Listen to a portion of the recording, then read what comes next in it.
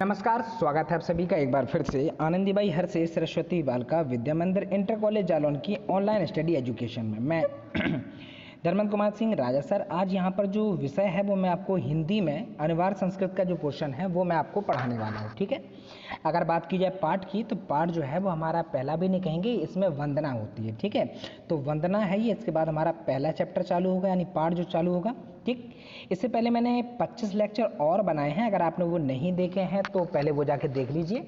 ये मेरा 26 लेक्चर है और कक्षा 7 की जो हमारी जो है वो क्लास है। ठीक है आगे चलते हैं।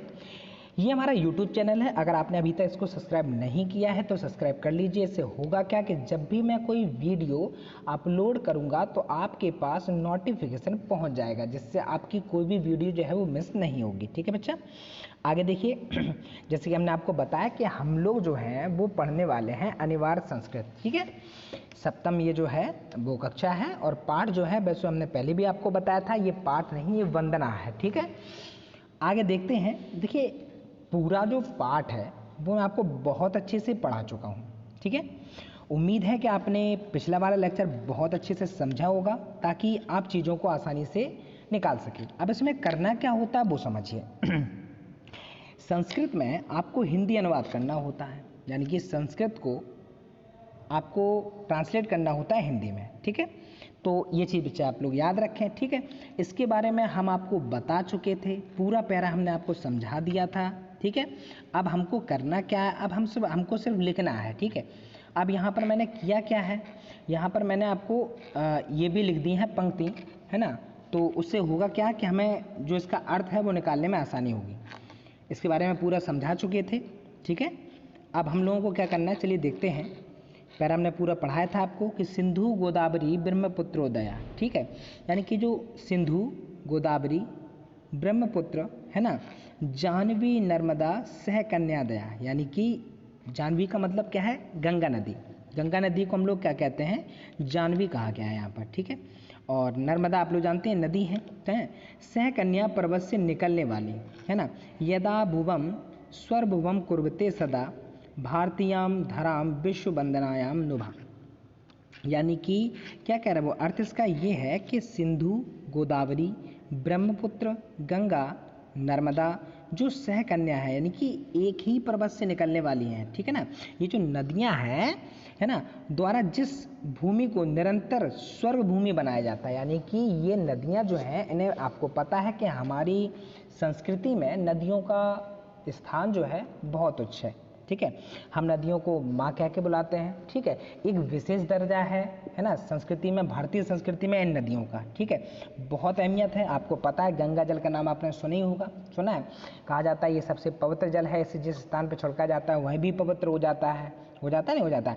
तो आप अगर धार्मिक मान्यता के अनुसार चलें तो गंगा या जो भी ये नदियाँ हम आपको बता रहे हैं इनका अपना खुद का एक अलग इतिहास है और बहुत कुछ आपको यहाँ पर जानने को मिलेगा। ठीक है, इनके बारे में यहाँ पर खैर हम बहुत ज़्यादा चर्चा नहीं करेंगे, बस आप ये मान लीजिए कि हर क्षेत्र में किसी भी जो स्थान होता है भौगोलिक उसकी अलग मान्यता होती है। ठीक है, कहीं के आपने देखे होंगे कि मंदिर जो होते हैं बहुत फेमस होते हैं, है ना।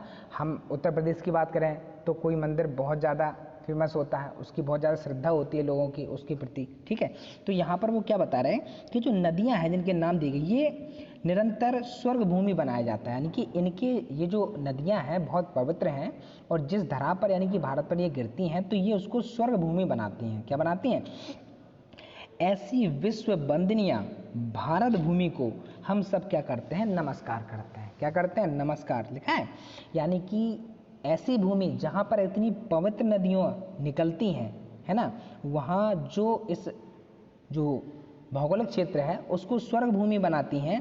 ऐसी जो विश्व वंदनीय यानी कि पूरा विश्व जिसकी वंदना करता है, ऐसी भारत की भूमि को हम लोग क्या करते हैं, नमस्कार करते हैं। ठीक है, ये हमारा जो पहला था, है ना, इसका पूरे का हमने क्या निकाला, भावार्थ यानी कि अर्थ निकाला। ठीक है, भाव क्या है वो निकाले। अब चलते हैं बेटा दूसरे की ओर।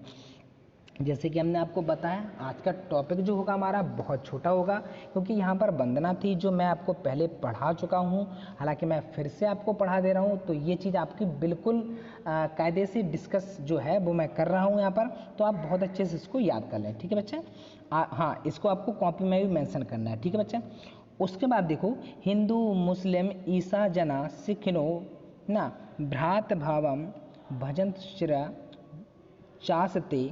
ठीक है, अब ये है क्या, इसमें ये है कि हिंदू मुस्लिम, ठीक है ना, हिंदू मुस्लिम सिख ईसाई, यहाँ पर जो बहुत सारे धर्म हैं, जो जाति अलग अलग जाति के जो रूप हैं। देखिए यहाँ पर बात की जा रही है जाति की, तो जाति जो है उसकी भिन्नता अलग अलग रूप से होती है। कुछ लोग जो हैं वो रंग से एक अलग जाति बनाते हैं, मान लो गोरे लोगों का अलग है ना, थोड़े सांवले लोग अलग हो गए हमारे। तो अगर हम वर्गीकरण करें समाज का तो ये कई प्रकार से हो सकता है। हालांकि अभी प्रेजेंट टाइम में जो वर्गीकरण चल रहा है वो जाति आधार पर है, धर्म आधार पर है, ठीक है ना। रूप के रंग रूप की वजह से भी हो सकता है, उसकी वेशभूषा की वजह से भी हो सकता है। आपने देखा होगा कि अगर कोई सरदार बाहर से आ रहा है ना, तो हम उसको आसानी से जज कर सकते हैं कि ये सरदार जी आ रहे हैं। कैसे पता किया हमने, उन्होंने तो ये कोई टैग तो नहीं लगाया है अपने माथे पर कि हम सरदार हैं। है क्या, उनका जो ड्रेसिंग स्टाइल होता है, यानी कि जो उनका पहनावा होता है, हम उससे ये समझ लेते हैं कि ये सरदार जी हैं। ऐसे हर भारत के विभिन्न क्षेत्रों की अगर बात की जाए तो हर अलग अलग जगह का पहनावा अलग अलग है, जिससे उन लोगों की पहचान होती है। इसी को शायद उस पर्टिकुलर जो क्षेत्र होता है उसकी संस्कृति कहा जाता है। ठीक है, चलिए बेटा आगे देखिए। आदि से उठकर भाईचारे से जहाँ चिरकाल से निवास करते हैं। चिरकाल का मतलब ये होता है, ठीक है, धर्म जात्या, ठीक है, दिभीर भेदभावा, है ना, बैर बिना भारतीयम धराम विश्व वंदनायाम नुमा। यानी कि धर्म जाति जो है, धर्म जाति समझते हो ना, यहाँ पर क्या कह रहे हैं वो कि हिंदू मुस्लिम जो सिख ईसाई जाति के लोग हैं, है ना, और जो रंग रूप में सभी प्रकार से एक दूसरे से भिन्न हैं, वो भी यहाँ पर भाईचारे से बहुत समय पहले से निवास कर रहे हैं। ऐसी विश्व वंदनीय भारत भूमि को हम सब नमस्कार करते हैं। ठीक है ना। तो यहाँ पर आपको एक चीज़ समझनी होगी कि अगर आप भारत देश के निवासी हैं, ठीक है ना, तो आपको ये पता होना चाहिए कि भारत जो है वो अपने आप में एक विशेष देश है। कैसे देश है, क्योंकि यहाँ पर अगर आप बात करें तो एक गांव से जब दूसरे गांव में जाते हैं तो वहाँ पर आपको विभिन्नता मिलती है, यानी कि बोलचाल बदल जाता है, ठीक है, लोगों का जो रहन सहन होता है वो बदल जाता है। तो इसीलिए भारत को एक बहुत विशेष दर्जा प्राप्त है पूरे विश्व में।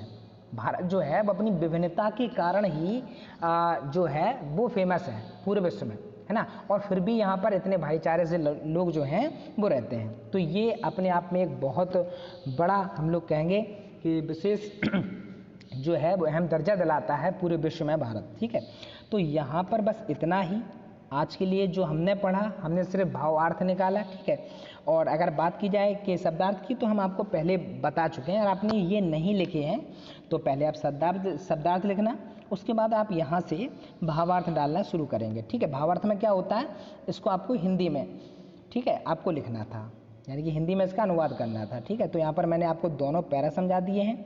और जैसे कि हमने आपको बताया था कि आप जब भी कोई चैप्टर पढ़ें तो उसकी जो बारीक चीज़ें हैं, छोटी चीज़ें हैं, पहले आप उनको याद करें। जैसे आप संस्कृत पढ़ रहे हैं तो पहले आपको अर्थ तो तब निकालेंगे ना जब आपको पता होगा कि जाह्नवी का मतलब क्या होता है ना, सह का मतलब क्या होता है, कन्या दया का मतलब क्या होता है ना, यदा भुवम का मतलब क्या होता है। तो ये सारी चीज़ें आपको पता होनी चाहिए, तभी आप उसके अर्थ को बहुत अच्छे से निकाल पाएंगे। ठीक है ना। तो आज के लिए इतना ही। अगले जो पाठ होगा उसमें हम आपको पाठ पढ़ाएंगे और उसमें हम आपको प्रश्नोत्तर कराएंगे। ठीक है, और अगर आपको वीडियो पसंद आई है तो वीडियो को लाइक ज़रूर करें। धन्यवाद।